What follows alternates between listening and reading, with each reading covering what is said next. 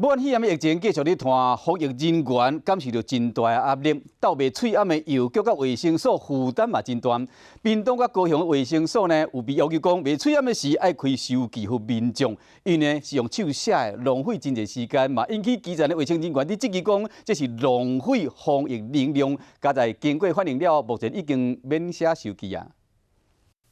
每一份喙暗卖出，拢爱写收据，而且大人囡仔拢无共。这是屏东市立卫生所伫喙暗是名侪上路了后拄到的情况。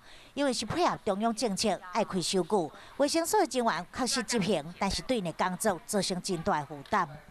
如果人多，就会拖到时间。今天就跟我们讲说不用开，那整个服务上就更快速、更方便。 同款伫高雄嘛，传出卫生所卖喙暗，就爱搁开收据的情况，而且搁爱面对真复杂的行政程序，引起基层人员的反弹。高雄市卫生局回应，目前已经免开收据。那15号卫福部相关的公文下达之后，从16号后续扩充的21个卫生所就没有再自发收据这个问题。 另外，来买喙暗的家长嘛担心，即摆儿童喙暗，伊领出的资格是以12岁来划分，但是为国小6年已经都满12岁啊，无符合领囡仔喙暗的资格。新开学快到了，然后口罩不够用。会啊。